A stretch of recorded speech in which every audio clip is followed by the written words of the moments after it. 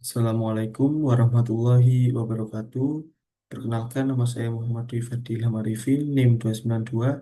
Di sini saya akan mempresentasikan tentang PPT saya yang berjudul Memahami Hazard, Alert, dan Tindakan Kontrol Ukur.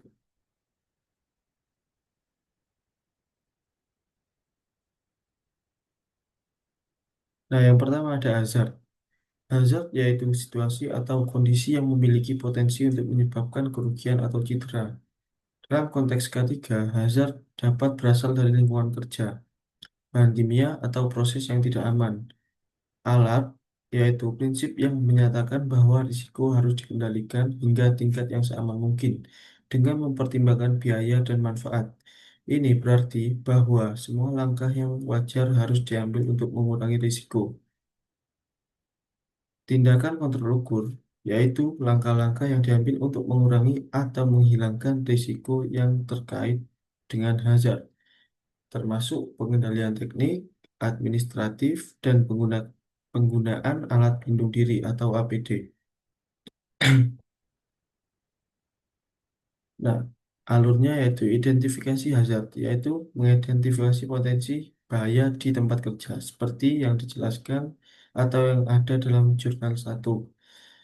Nah, yang kedua ada penilaian risiko, menilai tingkat risiko yang terkait dengan hazard yang diidentifikasi menggunakan metode HIR ARC, seperti yang ada dalam jurnal 2.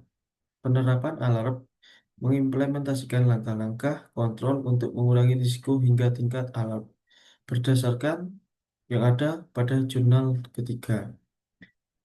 Nah, evaluasi dan tindak lanjut memantau efektivitas tindakan kontrol dan melakukan penyesuaian jika diperlukan.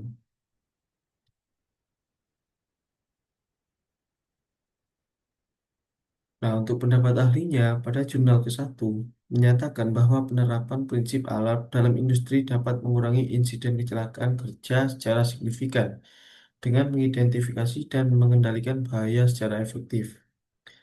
Sedangkan pendapat ahli pada jurnal kedua menekankan pentingnya pelatihan dan kesadaran karyawan dalam mengidentifikasi hazard dan penerapan tindakan kontrol yang tepat.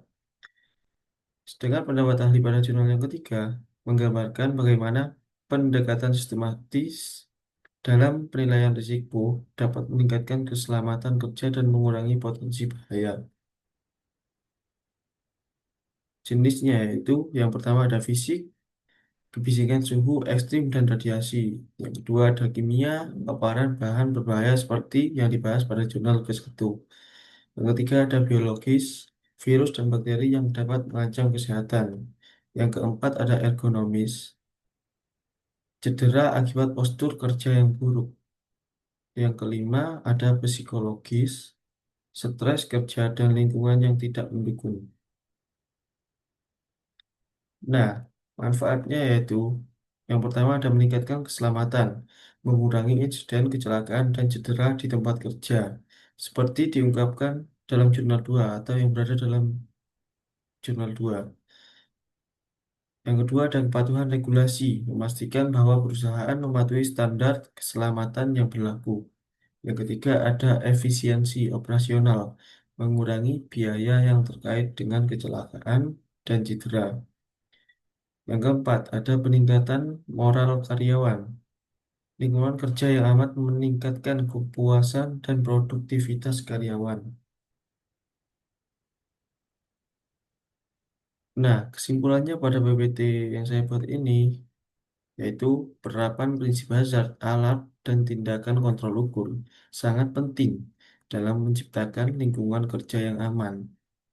Studi kasusnya dan penelitian menunjukkan bahwa pendekatan sistematis dalam manajemen risiko dapat mengurangi insiden kecelakaan secara signifikan seperti yang dijelaskan dalam ketiga jurnal yang saya pilih di atas.